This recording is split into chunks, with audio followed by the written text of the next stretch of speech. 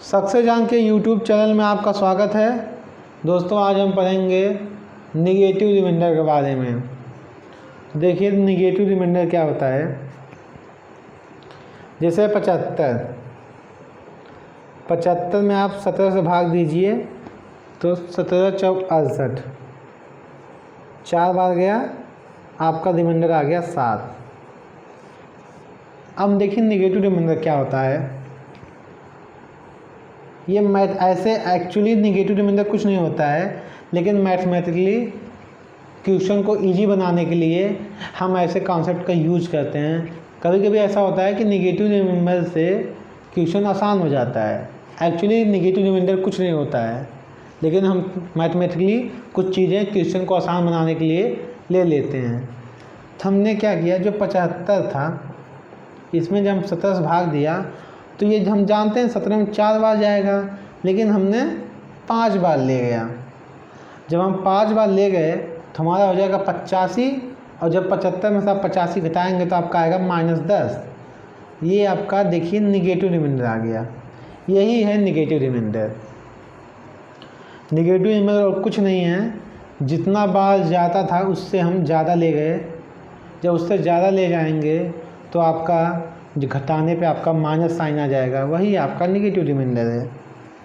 अब आप देखिए, आप भाग तो बार बार देंगे नहीं, आपको जल्दी से निकालना है। तो आप देखिए, जैसे मैंने 75 में भाग दिया 17 से, आपका जो एक रिमाइंडर आया 7। अब आपसे निगेटिव रिमाइंडर अगर पूछे तो निगेटिव रिमाइंडर आप क्या करिए, ये जो 7 है, 7 में से ये जो नंबर है यानी डिवीजर है उसे आप माइनस कर दीजिए। जो आएगा वही आपका हो जाएगा निगेटिव रिमाइंडर। अब देखिए -10 आ गया निगेटिव, इससे भी हो गया। यानी कि हम बिना भाग दिए जल्दी से हम निगेटिव रिमाइंडर निकाल सकते हैं। जैसे 31 भागे 7, तो आपका एक रिमाइंडर आ जाएगा 7 चौक 28, 3। आपसे अगर निगेटिव रिमाइंडर पूछे तो आप 3 में से -7 माइनस करिए तो आ जाएगा -4। ये आपका निगेटिव रिमाइंडर है। आपको कुछ नहीं करना है, जो आपका रिमाइंडर आएगा उसमें से आप डिवीजर को माइनस कर दीजिए। जैसे 109 भागे 19, तो आपका एक रिमाइंडर आएगा 14। अगर आपसे निगेटिव रिमाइंडर पूछ ले तो आप 14 में से 19 माइनस करिए तो आपका आएगा -5। तो आप देखिए निगेटिव रिमाइंडर कुछ नहीं है, एक छोटा सा कॉन्सेप्ट है, इससे आपका कैलकुलेशन कहीं कहीं आसान हो जाएगा। जैसे 115 है भागे 15, आपसे पहले निगेटिव रिमाइंडर दे दिया। जैसे आपका निगेटिव रिमाइंडर आया -9। अब आपसे रिमाइंडर पूछा तो आप कैसे निकालेंगे। तो आप निकालेंगे, आप 15 में ये जो रिमाइंडर है इसको ऐड कर देंगे तो आपका आ जाएगा 6। तो 6 आपका आंसर हो जाएगा। यानी कि हम क्या कह सकते हैं कि जो डिवीजर है, डिवीजर बराबर पॉजिटिव रिमाइंडर या रिमाइंडर माइनस ये माइनस जो है इसका मतलब है निगेटिव रिमाइंडर, या हम यूँ कहें निगेटिव रिमाइंडर। इसको हम साइन के साथ रखेंगे। तो आप देखिए, आपका डिवीजर है 15, आपका पॉजिटिव रिमाइंडर निकालना था, माइनस आपका माइनस क्या आया था 9। ये तो माइनस है फार्मूला वाला, और ये है निगेटिव रिमाइंडर वाला। अब देखिए 15 निगेटिव रिमाइंडर निकालना है, पॉजिटिव रिमाइंडर, तो 9 माइनस माइनस प्लस हो गया, 9 उधर जाएगा तो -9 हो जाएगा, तो आपका रिमाइंडर आ जाएगा 6। आप इस कॉन्सेप्ट को याद रख सकते हैं। कौन सा कॉन्सेप्ट, कि डिवीजर बराबर रिमाइंडर माइनस निगेटिव रिमाइंडर। छोटा सा कॉन्सेप्ट है। ये जो निगेटिव रिमाइंडर है इसकी वैल्यू मैं निगेटिव साइन के साथ रखूँगा, या हम यूँ कर सकते हैं remainder plus negative remainder mod value. ये भी सही है। अगर मैंने मॉड लगा दिया तो ये जो वैल्यू आएगी प्लस हो जाएगी, और इसमें पहले से प्लस साइन है। या आप ऐसे समझिए माइनस माइनस प्लस हो जाएगा। जैसे 94 भागे 13, मैंने आपको दे दिया रिमाइंडर नेगेटिव -10, आपसे पॉजिटिव रिमाइंडर पूछ लिया।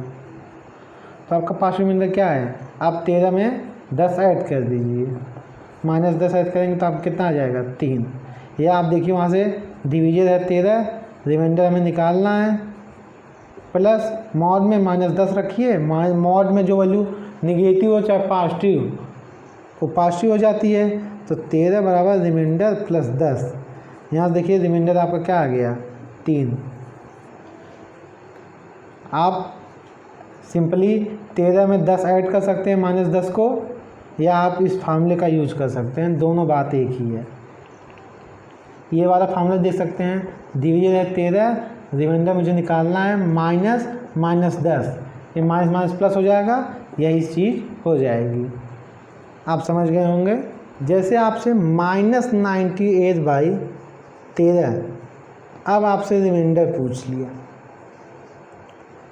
तो एक तो रिमाइंडर है कि 7 बार गया, 13 7 91, आपका रिमाइंडर आ गया -7। आपने 13 में जब -7 बार ले गए तो -91 हो गया, और जब आप -91 में -91 को घटाएंगे तो आपका -7 बचेगा। दूसरा, आप 13 में 60 ऐड कर दीजिए, आपका आ जाएगा पॉजिटिव रिमाइंडर। अब देखिए कैसे आया, -98 है, आप 13 भाग दीजिए तो आपका आ गया -7, तो 13 - 7 करेंगे आपका कितना आ जाएगा -91। जब -91 करेंगे तो आप कितना आ जाएगा इधर -7। अब आप देखिए 13 -98 में जब आप 13 भाग देंगे तो -13 इंटू -8 करेंगे तो आ जाएगा -104। जब आप इसे घटाएंगे तो ये हो जाएगा प्लस साइन, यहाँ से आ जाएगा 6, तो रिमाइंडर आपका आ जाएगा 6। ये प्लस हो जाएगा ना घटाने पे, जब हम घटाते हैं तो ये साइन चेंज हो जाता है, आपने अलजेब्रा में देखा होगा। तो आप देखिए ऐसे भी समझ सकते हैं इस चीज़ को। नहीं तो आप क्या करिए, सिंपली 13 में जो निगेटिव रिमाइंडर है उसको ऐड कर दीजिए डिवीजन में, आपका आ जाएगा।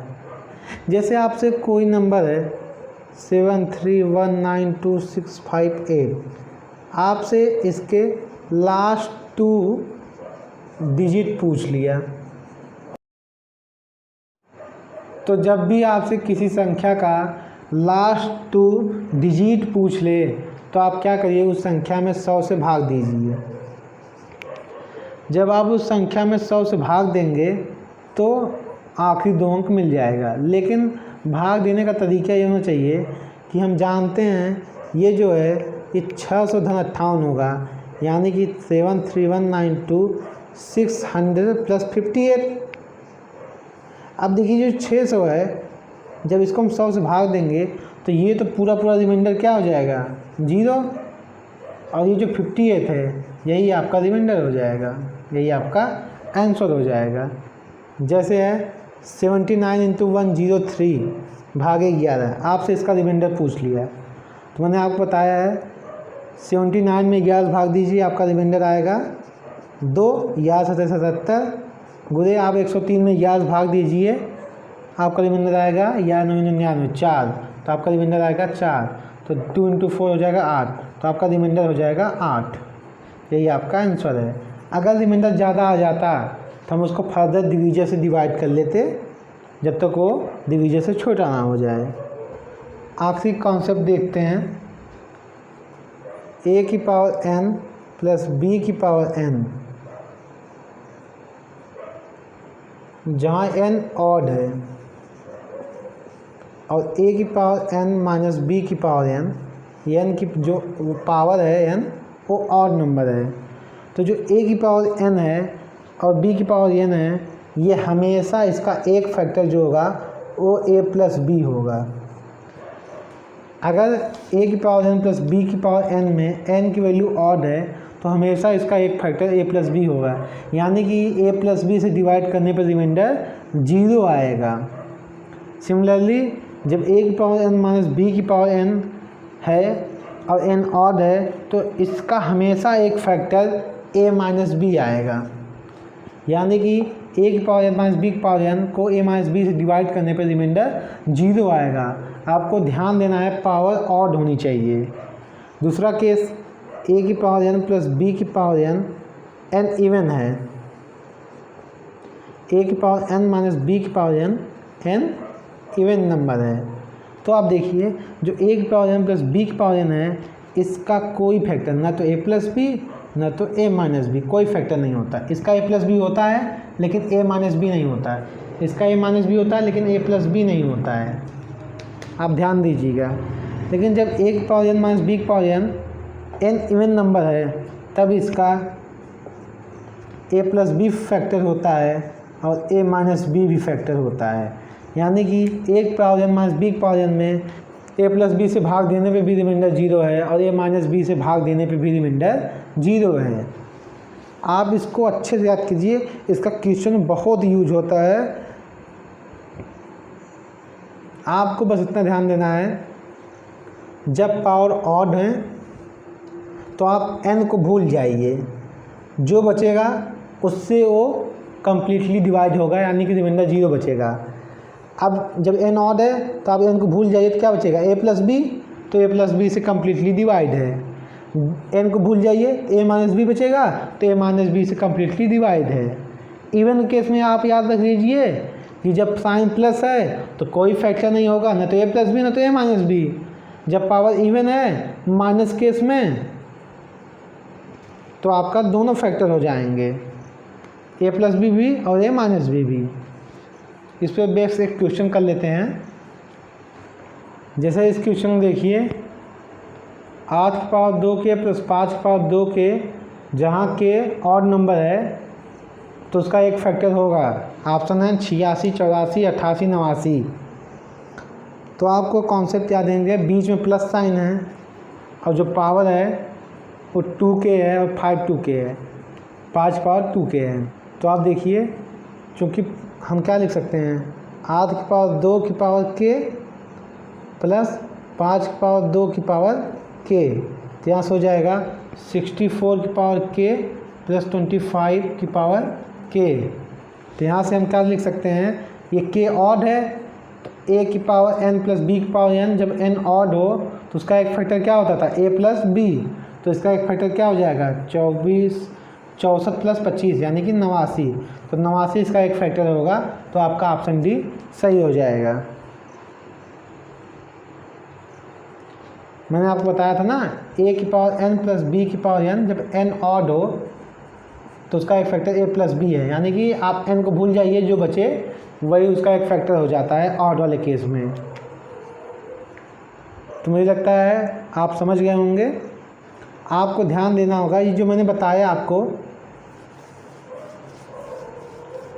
जो मैंने आपको बताया 1 पावर n प्लस b की पावर n और 1 पावर n माइनस b की पावर n, जो केस बताया, तो आपको ध्यान देना होगा a b जो हैं वो इंटीजर्स हों, मतलब a b पूर्णांक हों।